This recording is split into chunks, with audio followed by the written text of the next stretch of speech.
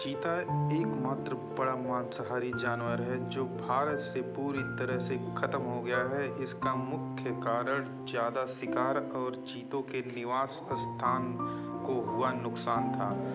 बहरहाल देश में चीतों को फिर से लाना जंगलों के परिस्थिति तंत्र के लिए एक वरदान साबित हो सकता है। उनका आवास मुख्य रूप से वहाँ है जहाँ उनके शिकार रहते हैं।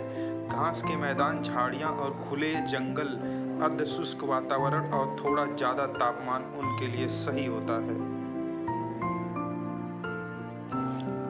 भारत में चीता को फिर से बसाने के लिए बनाई गई कार्य योजना के तहत 5 साल में देश के कई नेशनल पार्क में 50 चीतों को फिर से बसाया जाएगा। भारत में एक बार फिर दुनिया के सबसे तेज रफ्तार वाले जानवर चीता का घर बनने जा रहा है।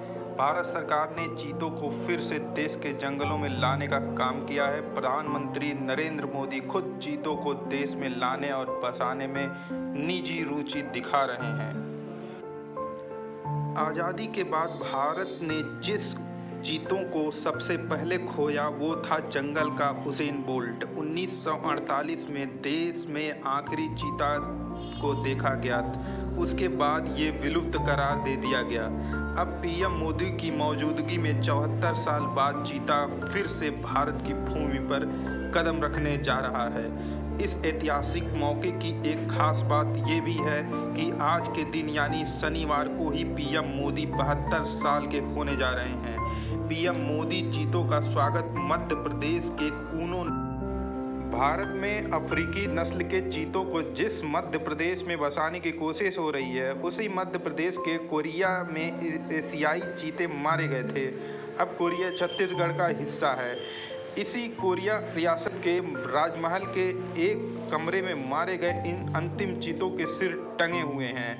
पुराने दस्तावेज बताते हैं कि दिसंबर 1947 में कोरिया के महाराज रामानुज प्रताप सिंह देव ने अपनी रियासत के रामगढ़ इलाके में इन 3 चीतों का शिकार किया था। उसके बाद भारत में एशियाई चीतों का कोई प्रमाण नहीं मिले हैं और भारत सरकार ने भारत में गुफा चित्रों से लेकर राजा महाराजा तक भारत में चीता का लंबा इतिहास रहा है। नेचुरल हिस्ट्री सोसाइटी के पूर्व उपाध्यक्ष दिव्य भानु सिंह द्वारा लिखी गई किताब the end of A trail the चीता इन इंडिया के अनुसार मुगल बादशाह अकबर के पास 1000 चीते थे।